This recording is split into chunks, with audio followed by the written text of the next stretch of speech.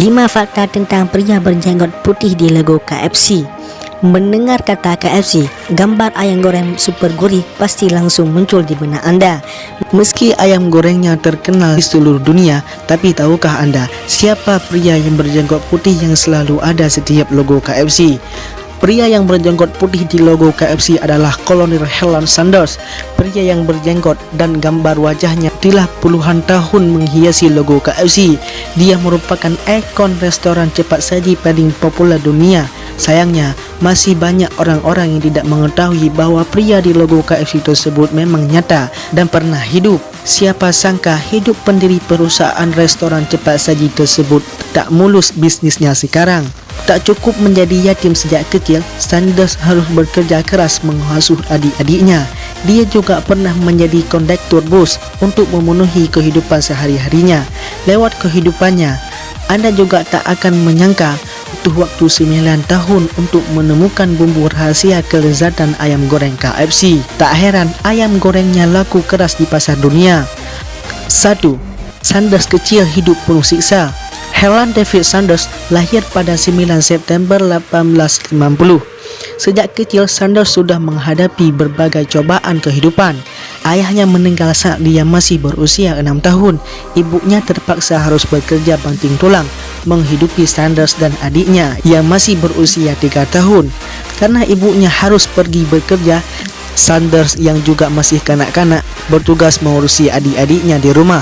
Dia memasak dan melakukan pekerjaan rumah lainnya. Karena sering memasak di rumah, di usianya yang ke-7, Sanders memiliki kemampuan masak yang patut dipuji. Meski demikian, hidup Sanders penuh siksaan. Sang ibu yang tak tahan dengan kemiskinan akhirnya menikah dengan pria lain. Sayangnya, sang ayah tiri selalu memukuli Sanders tanpa alasan yang jelas. Sanders pun lari dari rumah atas izin ibu kandungnya. 2. Pendiri KFC pernah jadi kondektur bus. Demi menghidupi dirinya, Sanders ikut menerjun dirinya ke dunia luar dan bekerja sejak usia 10 tahun. Kerasnya kehidupan dan kebutuhan yang mendesak membuat Sanders tak getar menjajal sebagai pekerjaan di jalanan. Masa mudanya dihabisi dengan bekerja sebagai tukang kebun, kondektur bus, budak tentara di Kuba, pembantu rumah tangga hingga pemadam kebakaran, dan sampai akhirnya bertahan sebagai penjaga pom bensin. Pada tahun 1930, dengan uangnya dia berhasil membeli pom bensin dan bengkel di daerah Kentucky. Di sana dia melihat banyak kendaraan mobil mencari makanan. Saat tengah mengisi bahan bakar, rasa lapar para pelanggannya tersebut justru dipandang Sanders sebagai peluang bisnisnya. Dia lalu memutuskan untuk memasak dan mencoba menjual makanan buatannya pada para pelanggannya yang mengisi bahan bakar di pom bensin miliknya. Para pelanggannya merasa senang dan menyukai masakan Sanders.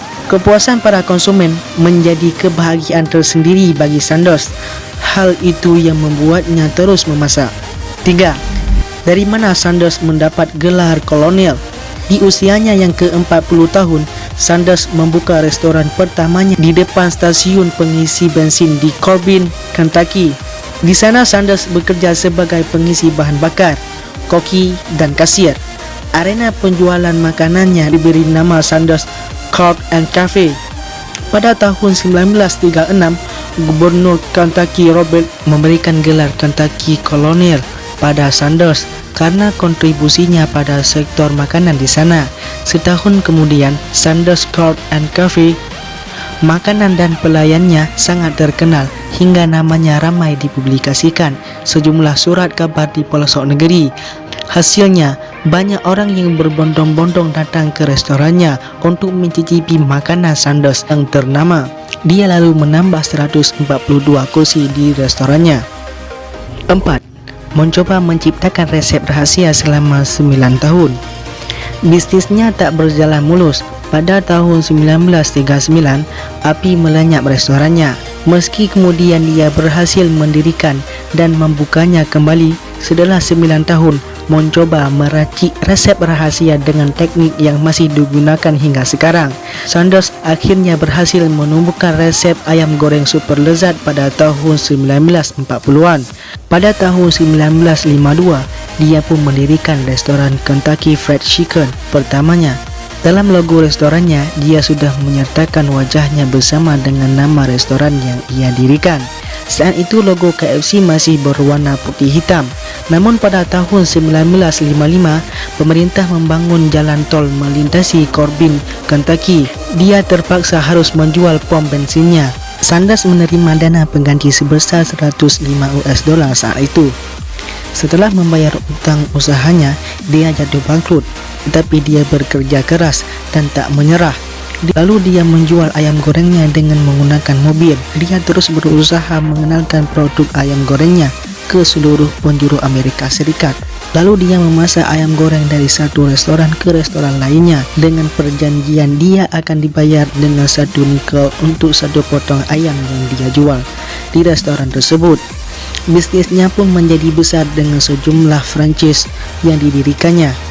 5. Logo KFC selalu disertai wajah Colonel Sanders. Ayam goreng Sanders sangat terkenal dan berhasil membuat bisnis KFC berkembang. Atas kerja kerasnya, Sanders berhasil memiliki 190 franchise KFC dan 400 unit waralaba KFC di Amerika Serikat dan Kanada pada tahun 1960. 4 tahun kemudian, KFC semakin besar dengan lebih dari 600 outlet yang tersebar di Amerika Serikat. Pada tahun 1970, KFC Crab yang didirikan Sanders berhasil memiliki lebih dari 3.500 outlet. Pada tahun 1971, KFC Crab yang didirikan Sanders berhasil memiliki lebih dari 3.500 outlet di seluruh dunia. Saat itu, Heartland Eats mengakui sisi KFC Corp. Sejak didirikan, KFC Corp selalu menyertakan gambar wajah Sanders dan nama perusahaan dalam logo produk ayamnya. Sanders menggantikan logo kemasan ayam gorengnya dan masih menyertakan gambar wajahnya. Tak heran, pada tahun 1976, Colonel Sanders menjadi selebritis yang paling dikenal di dunia. Dia berada di posisi kedua saat itu.